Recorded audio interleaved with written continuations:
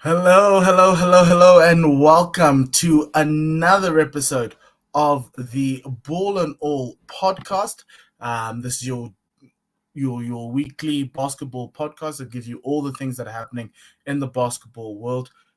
This week, and obviously this next month, is Basketball Africa League 2020. We've got the Sahara Conference happening in Dakar, in Senegal. We saw day one happening on opening day with Slack from Guinea beating Duke from Senegal, 85-70. And then today we had two games to round off match day one, as you would call it, the first set of matches in this group, in this conference. And that was REG, Rwanda Energy Group Basketball Club from Rwanda, as well as AS from Morocco. We also had the final game, US Monastir, the finalists have lost the last BBL, taking on Feroviario de Beira of Mozambique. Two incredible games, really great exhibition of basketball all around. Remember, you can also please do follow me on Instagram and Twitter, and subscribe to my YouTube channel. This YouTube channel, please do so. Click that subscribe button. Really do appreciate it. I'm the host of the show. I'm a commentator of various sports and basketball as well. So really love talking about basketball, talking about the game, and really enjoying the product that's being put out in Dakar by Basketball Africa League and the NBA Africa team. Really doing a stellar job. This game, so we had two games today. The first game was Rwanda Energy Group beating AS Saleh 91-87 in what you would call a bit of an upset, but I don't think it is an upset if you think about what happened. So the Patriots of Rwanda last year made it to the Final Four, and then REG beat the Patriots for the Rwandan title later last year in 2021. AS Saleh only made it to the quarterfinals. They not got knocked out by Petro de Luanda. So I don't think it's a bit of an upset. The only upset is the fact that AS Saleh have been here before, but REG of Rwanda have not been here. And in doing so, you kind of have that upset tag, because one team has debutants, the other one is a mainstay and they've been there before. The only difference is that some things never change. The more things change, the more they stay the same. And the one thing that stayed the same was ASL's defense. They can't stop anybody. They really cannot stop anyone. It is just so sad because they're a really, really good team, but they really struggle defensively, especially in that fourth quarter. They just could not get a stop. Terrell Stoglin, again, averaging 32 points. He averaged 30 points in that last season. Today scored 32 points. And they also had Amadou Huruna. They also added Alvaro Massa, who Amadou Huruna played for FAP last year, or was AS Police or FAP, one of the teams last year. And Alvaro Massa came through. He got 13 points. It wasn't enough because they just can't stop anybody. And that's one of the big issues that I had with this team. The other thing about this team that stays the same with last year was they're so dependent on isolation basketball. It literally, if you bring the ball down the court, it's yours. You know, you're gonna pass to anybody. If you do, you kind of expect it back. Your teammates will screen for you, but effectively it's to screen for you to go downhill. There's no screen and roll. And it works for Terrell Stoglin because he uses the screen effectively. You get him open, you get him going. But today, Terrell met his match. Jean-Jacques Nshobozwa, the number 11 of REG, really, really great on-ball defender. He held Terrell Stoglin on his own, and he went on to the other end to go score a double-double. He had 14 points, 14 assists, the most assists in Basketball Africa League. He was, I think, was the MVP. I know they gave it to Cleveland Thomas Jr., who scored 26 points. And also had Anthony Walker scored 21 points and 8 rebounds. But Jean-Jacques Nshobozwa was really good it was 13 points, 6 rebounds. Filler was the guy who got 14 rebounds. That's his name, Adonis Fila. He was really good, 14 points, 14 rebounds. But Jean-Jacques Shoboza scored 13 points, as well as he had 2 assists. And he had an incredible game for me. I love defense. I'm a fan of defense, and he held Stoglin down, and then he forced the others to make plays, and they could not. They truly could not. And on the defensive end, they couldn't hold up. They really did struggle. And it's one of those things that I think Coach Liz Mills has to work on, is how they handle themselves defensively, because conceding 91 points, that's something. Yes, they lost by 4 points, but in that fourth quarter, they just could not. REG got the lead in the fourth quarter, and they kept on going. They kept on going. They came back in the third, and then in the fourth quarter, they just kept on going. They were truly a strong team in that, REG 26 points in that third quarter to 22. At halftime, there was a 2-point lead for Saleh, and then REG came back to tie it in that third quarter, and then they went on to put it on. They actually went 2 points up in that third quarter, and then they went on to win it by 2. It was really tight. It was going to go down to those final plays that needed to happen, and there were some moments where Terrell Stoglin took contested shots because Jean-Jacques Shoboza was on him, and it was late in the shot clock. And there's a lot of basketball. There's a lot of bouncing of the basketball, single ISO bouncing of the basketball. Like literally, when Stoglin gets the ball, everyone moves out, and that shouldn't be it. They should try to get more plays in. And the other thing, obviously, with Basketball Africa League is these guys don't play all year round. They only play for the qualifiers, and they go away, and then they come back again. They've got other European teams, they've got other teams around the world. So getting the chemistry going is going to be a little bit wild, a little bit tough. But what we saw was REG are a really good side. They could fight for the number 2 spot. Be interesting to see how they play against Slack.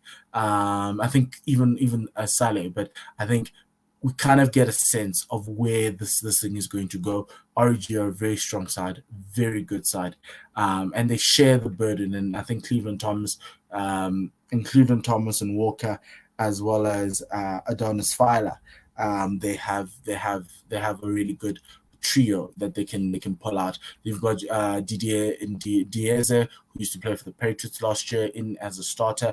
That's also going to he's going to be very important as this tournament goes on. So that was REG. Just amazing to see how a team on their debut. Robert Pack, congratulations on your win. He's a former NBA player, really good win there, and especially in the tight moments. And I think that's where this tournament is going to end up being. And these games are very close, and so that's what I'm enjoying about it. Is that they're close. You can see those final fourth quarter plays and what actually matters to the team and who actually matters. Next game, Monastir, the runners-up from Tunisia, beating Feroviario de Beira 77-71. This one was an interesting one to watch because it all came down to that fourth quarter. What essentially happened was at the half, Feroviario led by 5. And then we also saw another very strong third quarter by the team that actually eventually wins. So far in this tournament, whoever wins the third quarter wins the game. And in the third quarter, Monastir got that 19-13. They were shooting badly from 3. They're 15% from 3. But that's never been their thing. Their calling card is defense. This is this team's big strong point is defense, and it's largely the rim protection they get with Atem Majok. He was insane today. In the first quarter, in the second quarter, and the first half, he got taken off very quickly because he had 2 fouls, so we didn't see him until the third quarter. It was really sad, but then he put on a show. He scored 19 points, 12 rebounds, really good double-double. He had a couple of blocks there at the end. Laiani also came through with 14 points. With 15 points. And then they have Andre Dixon, the number 00. He's a really good player. The point guard, really strong. Remember, they had Marcus Crawford last year. This year, they have Andre Dixon. They also have Solo Diabate, who was a champion with Zamalek. He's now joined their team. Really strong ball players. Very strong ball players. Good decision-making today on the court. The shooting wasn't there. throughout the game. It wasn't, and it kept Beira in, and you kind of felt like, man, this team, there's a little bit of a gulf in class between both teams. But Beira, who are new, they've come through from the Eastern Conference. They were runners up in the qualifiers of the East. William Perry really had a good game. He scored 17 points. Jamal Kennedy with a very smooth shot, 17 points as well. Those two are ones to watch. And Nomane from this team, Ismail Susa Nomade, 11 points. He was really good as well to see. This team's is a team. If it's similar to REG, they're going to move the ball. They're going to try get everybody touches. They're going to make plays for everybody. They're not going to necessarily be reliant on certain players. Whereas in the fourth quarter, it was the Atta Majok show. He literally put it down. He put it down for everybody to see. He dominated the boards. He dominated he dominated the balls on both ends. He dominated the rim. Lots of pick and rolls with the alley-oop, and he was just bringing it down. Lots of pick and rolls, and he would just come off ball on an off ball screen, get there, get the ball from either Diabate or Layani, and put it down. He's really strong on defense. I'm loving their defensive pattern as well, in terms of if the other team tries to pull Atta Majok out of the key. They've got Layani there as well as a blocker, as well as Radwan Slimani, who we know is a really good player. This team, Tunisia won AfroBasket last year, so they're really strong. And Monastir are here to take it all. And Majok with that 19 points, 12 rebound, double game was really good. Monastir 60% inside the 3-point arc, 60%. That's how good they are. They know who they are.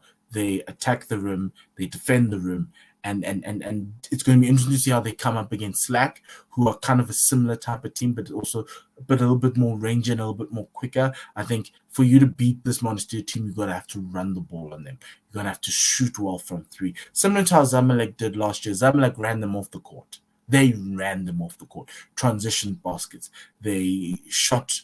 They had a lot of catch and shoot threes. So you're going to need that type of thing, and also some wing defense. And Solo Diabate provided that wing defense with Zamalek. Now he's with Monastir, so you can see what they want to do. And I think this is the year that Monastir, everyone's going to sit up and take notice. But Monastir put down a flag today, and they made a stake in their ground for this season. So really awesome to see how that one went down. Now let's look at what the table looks like after the first three games. It is going to be still very new, but Slack having beaten Duke by 15 points there at the top, followed by Monastir, who won by 6 points. REG are third with a +4 differential.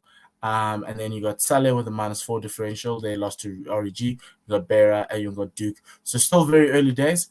Remember what I said, 2 wins can get you win. If everyone starts beating everybody, you might need a third win. A third win kind of solidifies the fact that you make it to the playoffs, because the top 4 make it to the playoffs. That's going to be quite interesting to see. Fixtures. The next set of games will be in 2 days' time on the 8th, 5:30 GMT. That's 7:30 South African time. You've got Slack versus Monastir. That's a very good game. That could be a game of the top 2 teams in this group. I think Slack and Monastir are going to be very strong contenders for this BAL title. And so that's going to be quite interesting to see, especially the battle between Obekpa, the center of Slack, as well as Atta Majok. Because the other thing with Beira is that they never attacked him. And they were looking a lot more for perimeter shots rather than trying to get inside. Then I followed back, it was Beira against Duke. I think that's going to be a really good clash. Just to kind of, there'll be 3 teams at the bottom who are going to be fighting for that 4th spot, and I think the 2 of those teams are going to be playing each other there. And then you get REG playing Slack on the 9th. That's going to be a really another thing. You can see Slack come out of Duke. They play Monastir and REG, who are the teams that will be fighting against them to be champions of the Sahara Conference. Then you've got Saleh against Beira. You get REG. You get Saleh against Beira as well in that period. And then Monastir only play next on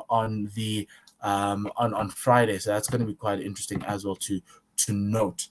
But they all have their back-to-backs on Friday as well as Saturday, and then they'll play again on. Oh yeah, so Monastir play again on Monday, and then they in 2 days' time, and then they play next again on Friday. So quite interesting to see how this one's going to unfold.